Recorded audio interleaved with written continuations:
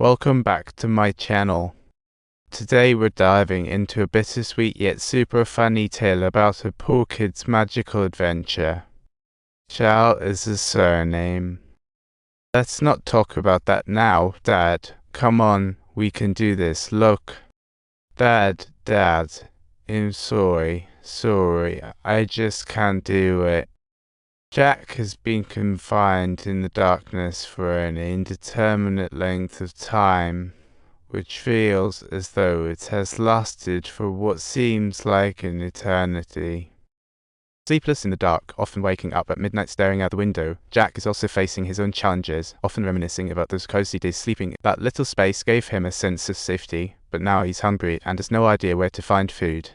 Lai Yao spots him sitting in the corner. But Jack is having a rough time. Instead of bluntly asking if they should grab breakfast together, he tries a softer, more acceptable approach.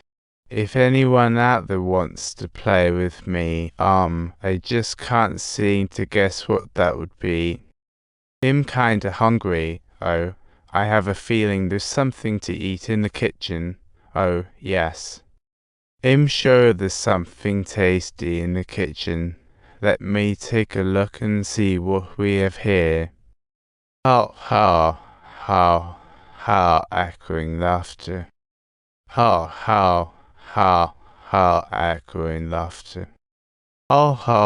It tastes absolutely delicious, right? It's really tasty. It's truly delicious. The flavor is amazing. Do you really like Jack? I like him. His name is Seamus, and he's tiny.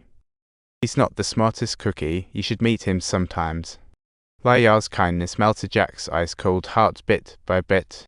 He's starting to be open, but on the flip side, Joy is in a pretty bad place. He's not into chatting, drowning in pain, and sometimes randomly blowing up when he sees Jack watching cartoons on his phone. He angrily drags Jack downstairs, wanting to tear apart that fancy toy. Mom reminds him about how to communicate with Jack, but it only gets Joy more fired up. How can you say that? You think you're the only victim left standing? I actually think that's a bit dramatic. If someone was to take Jack away, you'd be clueless. Come on, focus on him. Don't tell me to look after my son. Sorry, but I'm not trying to be a good guy anymore. But you know what? If you keep saying I'm a good guy, it'll drive. Claiming that I'm the good guy was never part of my plan. You crazy little dog, indeed. You once requested the nurse to take Jack away. Go ahead and have him admitted to the hospital. Saying to put him in a place he could find. Why would I want to do that? To let Jack have freedom. So now, this represents the ultimate sacrifice. I understand. But do you think did he have a certain kind of life when he was little? He did. Of course he did, that's for sure. But was that the best part for him? Or was it the best part? The best part was his ability, however. Proof, it has vanished into thin air. Mistakes and meaningless endeavors. Once individuals find themselves entangled in them, they embark on an endless cycle of self-doubt and inner turmoil. At night, Jack woke up from a dream, only to find his mum missing. He got up to check. He found his mum foaming at the mouth in the bathroom. Joy was rushed to the hospital, and Jack had to learn to be alone. He stayed quiet as he explored the toys his mum had talked about, but enveloped in loneliness. The window to his world became a reminder that it was very small. It was narrow and dim, yet simple. Mum could devote all her time to him, while the outside world was huge, filled with freshness and unknowns. Jack realized that Mum's time no longer belonged to just the two of them, and he vaguely understood that as the world had expanded, Mum's time had become thin, like spread-out cream, no longer fully available for him.